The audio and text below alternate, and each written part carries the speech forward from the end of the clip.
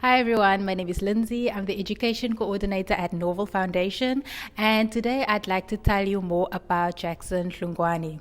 Now, Jackson was a South African artist who was born in Limpopo, and he is most well known today for his sculptural works that he made out of wood. Religion was very important to Jackson, and he combined Christianity with traditional African beliefs in his works, which we will take a look at now. The works that we see in this room weren't all made by Jackson. Jackson is part or was part of the Tsonga Shangaan culture, which has a very strong tradition of making everyday household objects out of wood. So on this side over here, we see headrests, which would have been used in place of pillows. And on the other side of the room, we see walking sticks. I want us to take a close look at this walking stick, which shows a closed fist that is holding an egg in its hand. Now, in Tsonga Shangaan culture, as well as other cultures across the continent, there is a saying that we must take care of one another as if we're holding an egg in our hand. Now, when you think about it, an egg is a very fragile thing, and if you hold it too tightly, it might crack or even break. So, in other words, we need to be gentle and kind with one another as if we are holding an egg in our hands. And the egg is a symbol that we're going to see in other artworks. Now, religion and Christianity was very important in Jackson's life and in the artwork that he made. The reason for this was an event that happened in Jackson's life. Now, throughout his life, Jackson had sores on his leg that was very painful. And the sores plagued him throughout his life to such an extent that he thought he couldn't go on living anymore, and he wanted to take his own life. But before he could do that, he said that he saw a vision or a dream, and in this vision there were figures that were almost like angels or figures from another world, a spiritual world, that told him that he will be cured and that he must spend the rest of his life telling others about his religion and the things that he believed in. And then the angels, he said, walked in the distance of KwaZulu-Natal. So in real life, Jackson still had the sores, but the vision that he saw gave him a new momentum and confidence in his life to continue making works and to use his artworks to tell other people about God and Christ. If we look at this work, for instance, which is called God's Leg with Eggs, we can see it's a leg from the knee down, and it has a very swollen foot. And instead of sores on the leg, there are eggs instead.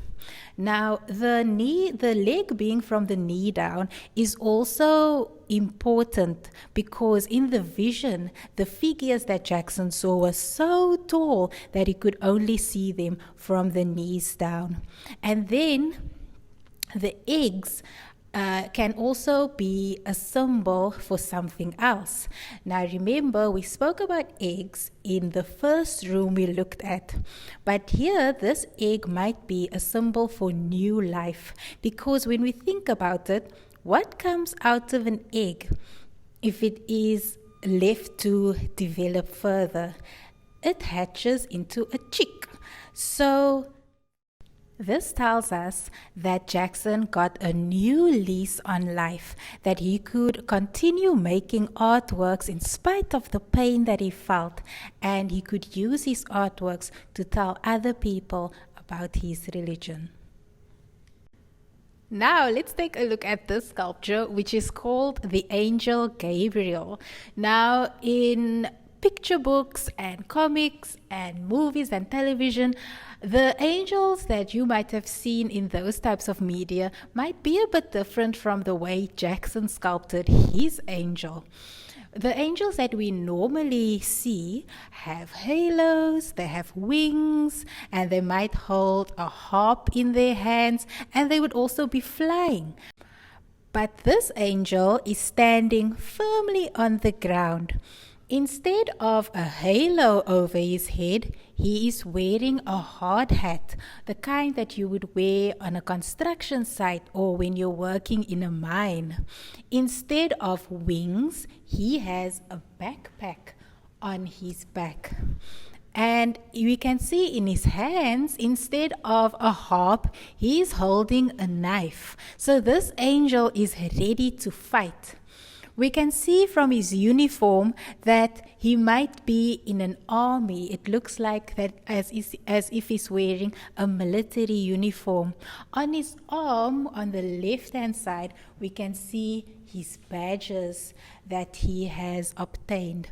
And then on his right arm, Jackson carved a 1. Now, in the Bible, Gabriel would have been God's right-hand angel. So Jackson is telling us that in the army of angels, Gabriel is number 1. So in order to fulfill his dream of telling as many people as possible about God and his religion, Jackson built a site called New Jerusalem, which was what we call a pilgrimage site where people could visit and he would teach them about God. And he built the site at an old Stone Age settlement which was close to his village in Limpopo.